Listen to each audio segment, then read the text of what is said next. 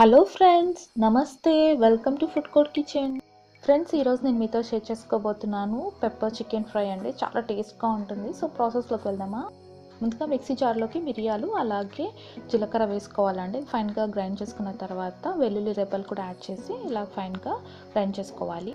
Pan పెట్టుకొని oil వేసుకోవాలి. Oil heat అయిన తర్వాత కట్ చేసి ఉంచినటువంటి ఆనియన్స్ వేసుకోవాలండి. ఆనియన్స్ కొంచెం వేగిన తర్వాత క్లీన్ చేసుకొని ఉంచుకున్నటువంటి చికెన్ పీసెస్ని యాడ్ చేసుకోవాలి. అలాగే సాల్ట్ మరియు పసుపు కూడా యాడ్ చేసుకోవాలి. యాడ్ చేసుకున్న తర్వాత అంతా కూడా చక్కగా మిక్స్ అయ్యే విధంగా ఒకసారి బాగా కలుపుకోవాలి. మనం చికెన్ ఇలా వేయిస్తున్నప్పుడు అందులో ఉన్న వాటర్ అంతా కూడా బయటకు వస్తుంటుందండి. అలాగే ఇప్పుడు మనం ఫ్రెష్గా ఉన్నటువంటి కరివేపాకులు కూడా యాడ్ చేసుకొని మరి కొద్దిసేపు బాగా వేయించుకోవాలి. అలా వేయిస్తున్నప్పుడు చికెన్ అనేది సాఫ్ట్ అయిపోతుందండి. చూసినారు కదా, ఇక్కడ మనం చెక్ చేసినట్లయితే ముక్కలు అనేవి సాఫ్ట్ అయిపోయాయి.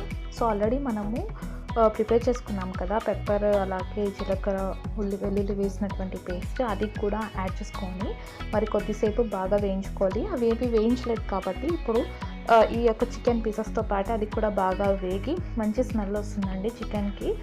సో కొద్దిసేపు బాగా వేయించుకోవాలి. చూస్తున్నారు కదా, అలా వేయిస్తున్నప్పుడు కలర్ అనేది ఇంత బాగా చేంజ్ అయింది కదండి. ఇప్పుడు కొంచెం గరం మసాలా అలాగే నాకు కొంచెం ఉప్పు తక్కువ అనిపిస్తుంది, అందుకని ఉప్పు కూడా యాడ్ చేస్తున్నాను. సో వేసి మరి కొద్దిసేపు బాగా వేయించినట్లయితే చూస్తున్నారు కదా, మన యొక్క పెప్పర్ చికెన్ ఫ్రై అనేది రెడీ అయింది. కొత్తిమీరతో గార్నిష్ చేసుకొని సర్వింగ్ బౌల్లో తీసుకున్నట్లయితే చూస్తున్నారు కదా, ఎంత కలర్ఫుల్ అలాగే టేస్ట్ అయినటువంటి చికెన్ పెప్పర్ ఫ్రై రెడీ అయిందండి. సో మీకు నచ్చిందా ఈ రెసిపీ? నచ్చినట్లయితే మీరు ట్రై చేసి మీ అభిప్రాయాలను కామెంట్ సెక్షన్లో తెలియచేయండి. ఫస్ట్ టైం ఛానల్ చూసినట్లయితే ప్లీజ్ సబ్స్క్రైబ్ చేయండి. థ్యాంక్స్.